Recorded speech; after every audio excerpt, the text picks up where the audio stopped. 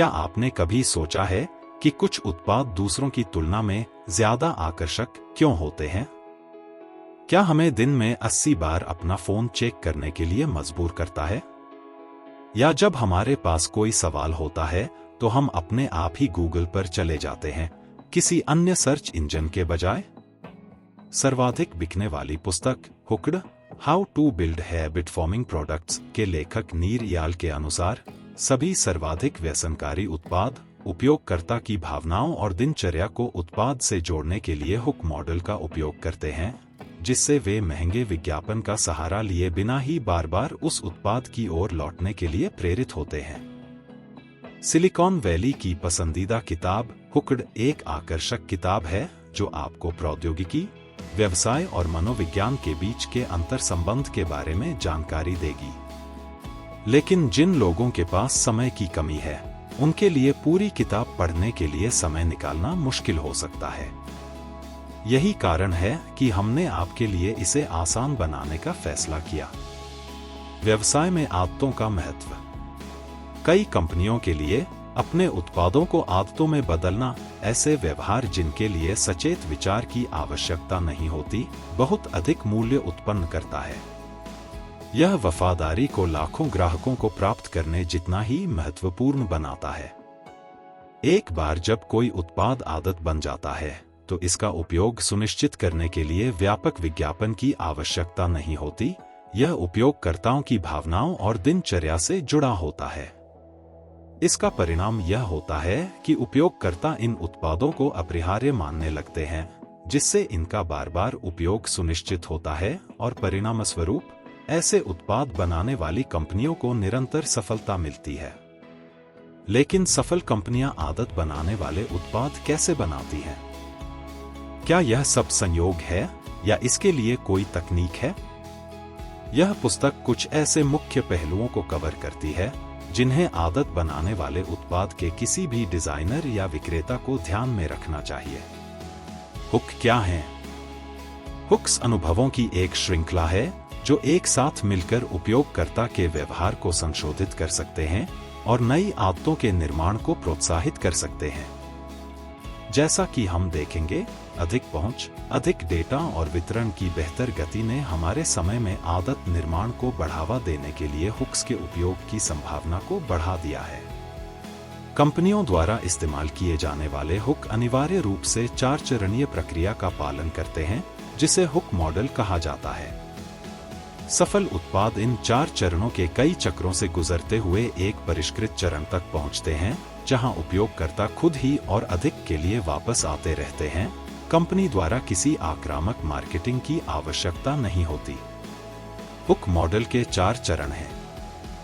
Trigger, बाहरी या आंतरिक संकेत जो किसी खास व्यवहार को प्रेरित करते हैं। कार्रवाई, उपयोग में आसानी और प्रेरणा के आधार पर उत्पाद का उपयोग। परिवर्तनशील पुरस्कार, उत्पाद के उपयोग का कारण जो उपयोगकर्ता को व्यस्त रखता है। निवेश, उपयोगकर्ता से एक उपयोगी इनपुट जो उसे फिर से चक्र से गुजरने के लिए प्रतिबद्ध करता है। हम अगले अध्याय के बाद इन 4 चरणों पर अधिक विस्तार से विचार करेंगे तथा उपयोगकर्ता हेरफेर के इस पूरे क्षेत्र से संबंधित कुछ विचारों का भी पता लगाएंगे। अध्याय 1, आदत क्षेत्र। आदत बनाने के लाभ। उपभोक्ताओं को अपने उत्पादों से संबंधित आदतें विकसित कराना कई कंपनियों की सफलता के लिए महत्वपूर्ण हो सकता है, लेकिन यह हर कंपनी के लिए आवश्यक नहीं है। ऐसे मामलों में जहां इसकी जरूरत होती है और जहां कोई कंपनी सफलतापूर्वक इसे हासिल करने में कामयाब हो जाती है, आदत बनाने से कई लाभ हो सकते हैं। इनमें शामिल हैं: बढ़ी हुई ग्राहक आजीवन मूल्य (CLTV), वह राशि जो कंपनी ग्राहकों से प्रतिस्पर्धी पेशकशों पर जाने से पहले कमा सकती है। प्रीमियम सेवाओं के लिए कीमतें बढ़ाने या शुल्क वसूलने में अधिक लचीलापन। मौखिक प्रचार से अत्यधिक वृद्धि, वायरल साइकिल टाइम द्वारा चिह्नित एक उपयोगकर्ता द्वारा दूसरे उपयोगकर्ता को आमंत्रित करने में लिया गया समय। अधिक प्रतिस्पर्धात्मक बढ़त, क्योंकि प्रतिस्पर्धियों को आगे बढ़ना मुश्किल लगता है। उदाहरण के लिए, बेहतर कीबोर्ड उपलब्ध होने के बावजूद लोग QWERTY कीबोर्ड का उपयोग करना जारी रखते हैं। लेकिन लोग आदतों के प्राणी हैं और नई आदतें बनाने के लिए उन्हें कुछ पुरानी आदतों को भूलना पड़ता है। इसका अर्थ यह है कि नए प्रकार के व्यवहार को हमारी निर्णय निर्माण प्रणालियों में शामिल करने के लिए उन्हें बार बार सुदृढ़ करने की आवश्यकता है। इसका लाभ यह है कि एक बार आप अपने उत्पाद को आदत में बदलने में सफल हो गए तो दूसरे प्रतिस्पर्धी उत्पाद के लिए आपके उत्पाद को विस्थापित करना कठिन हो जाएगा। उदाहरण के लिए, गूगल की सर्वव्यापकता और इंटरनेट खोज के साथ समानार्थी होने के कारण बिंग जैसे उत्पाद जो विशेष रूप से खराब नहीं हैं, वे उतने लोकप्रिय होने में असफल रहे हैं। अपने उत्पाद की आदत बनाने की क्षमता का परीक्षण कैसे करें? आवृत्ति नामानुभूत उपयोगिता प्लॉट का उपयोग करें। यदि उत्पाद आदत क्षेत्र में आता है, यानी अक्सर उपयोग किया जाता है और प्रतिस्पर्धी समाधानों की तुलना में इसकी उपयोगिता काफी अधिक है, तो इसका उपयोग करना उपभोक्ता के लिए डिफ़ॉल्ट व्यवहार बन सकता है। चित्र में दर्शाए गए दो उदाहरणों में से एक में गूगल के अलावा किसी अन्य इंजन पर किया गया खोज परिणाम गूगल पर मिलने वाले परिणाम से बहुत खराब नहीं है, लेकिन गूगल का प्रयोग इतनी बार किया जाता है कि हम में से अधिकांश लोग इसी विकल्प का सहारा लेते हैं। दूसरी ओर, अमेज़न पर खरीदारी हमारी अन्य ऑनलाइन गतिविधियों की तुलना में कहीं अधिक होती है, लेकिन इसकी उपयोगिता अधिक है क्योंकि हम जानते हैं कि हर बार जब हम अमेज़न पर लॉग ऑन करते हैं तो जिस उत्पाद की हम तलाश कर रहे हैं उसे पाने की संभावना अधिक होती है और यह प्रतिस्पर्धी मूल्य पर भी उपलब्ध होता है। कई आदत बनाने वाले उत्पाद विटामिन के रूप में शुरू होते हैं, लेकिन बार बार उपयोग के साथ वे दर्द निवारक में बदल जाते हैं जो उन्हें उपयोग करने की इच्छा को शांत करते हैं। विटामिन ऐसे उत्पाद हैं जो किसी स्पष्ट समस्या का समाधान नहीं करते, लेकिन उन्हें लेना अच्छा लगता है, जबकि दर्द निवारक ऐसे उत्पाद हैं जो किसी स्पष्ट आवश्यकता की पूर्ति करते हैं। कई उत्पाद जो अब हमारी आदत बन गए हैं क्योंकि हम उन्हें उपयोगी मानते हैं, शुरू में वे इतने महत्वपूर्ण नहीं रहे होंगे। हुक मॉडल के बारे में और अधिक जानने से पहले एक महत्वपूर्ण चेतावनी, उपभोक्ताओं को आदतें बनाने के लिए प्रोत्साहित करने की कोशिश में उत्पाद डिजाइनरों और विक्रेताओं को यह नहीं भूलना चाहिए कि यह एक प्रकार का हेरफेर है। ईमानदार विक्रेताओं को हमेशा यह सुनिश्चित करने की जरूरत होती है कि वे जिन आदतों या व्यसनों को प्रोत्साहित करते हैं वे स्वस्थ हों। हम कुछ अध्यायों में इस बहुत महत्वपूर्ण पहलू पर विचार करेंगे। अध्याय 2, ट्रिगर, चरण 1। आदतों को मोतियों की तरह पूरी तरह से बनने के लिए एक नींव और परत दर परत निरंतर व्यवहार परिवर्तन की आवश्यकता होती है। ट्रिगर इस व्यवहार परिवर्तन के लिए संकेत या नींव हैं। ट्रिगर दो प्रकार के हो सकते हैं, बाह्य और आंतरिक।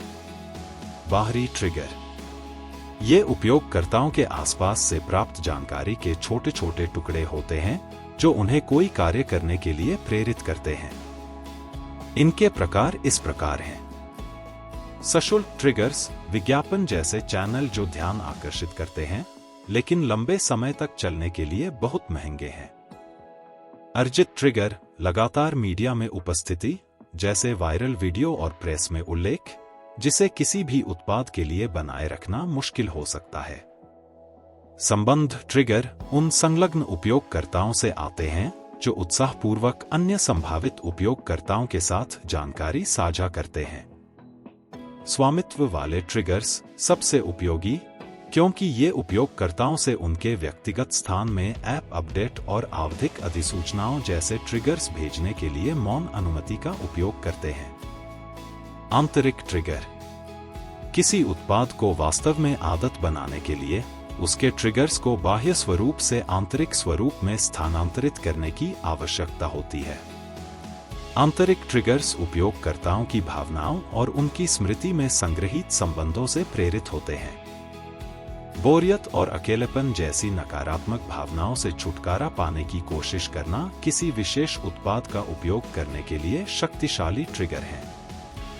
जब कोई उत्पाद इन नकारात्मक भावनाओं से बार बार राहत दिलाता है तो हमारा मन अवचेतन रूप से उसे इस राहत के साथ जोड़ना शुरू कर देता है।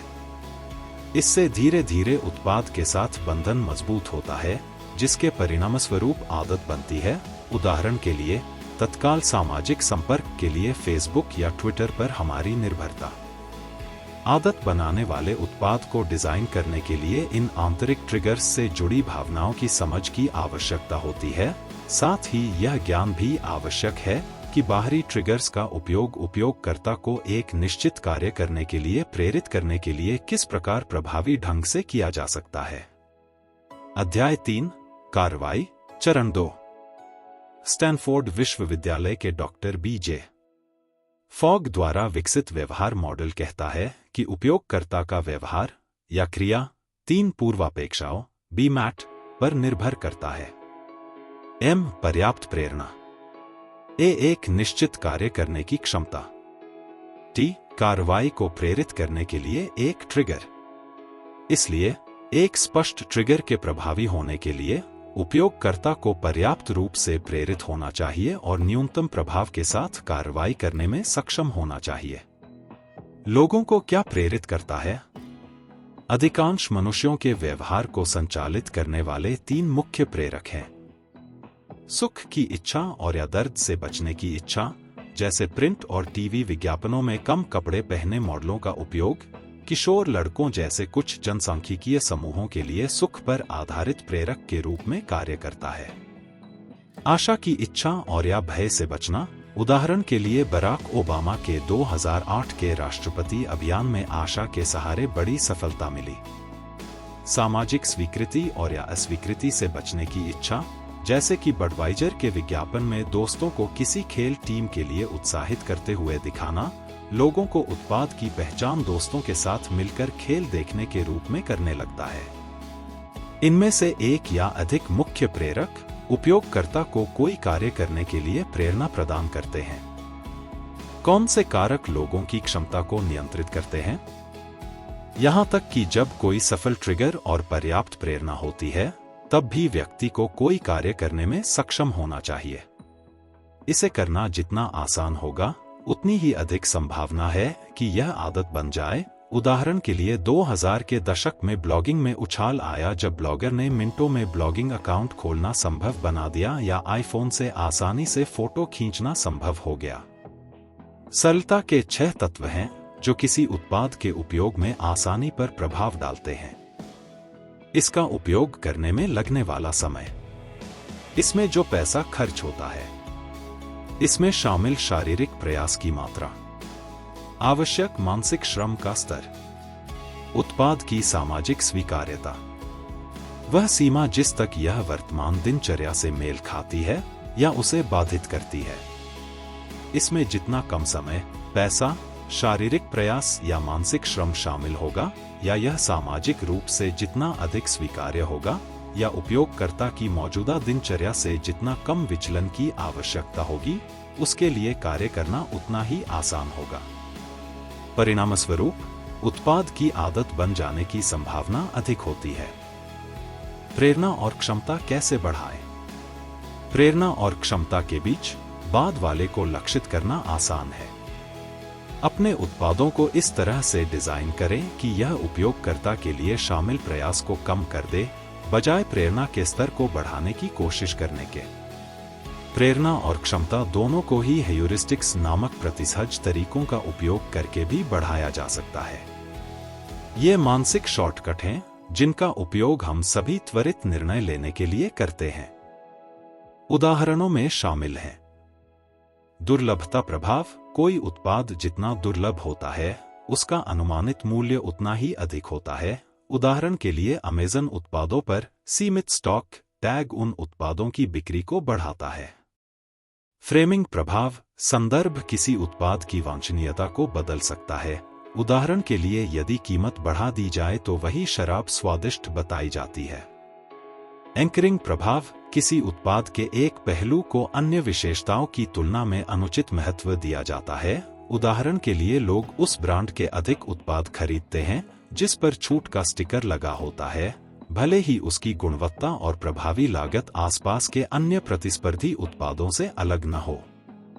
संपन्न प्रगति प्रभाव पुरस्कार कार्यक्रमों के मामले में उपयोगकर्ता जितना अधिक महसूस करते हैं कि वे लक्ष्य के करीब हैं, वे उतने ही अधिक प्रेरित होते हैं।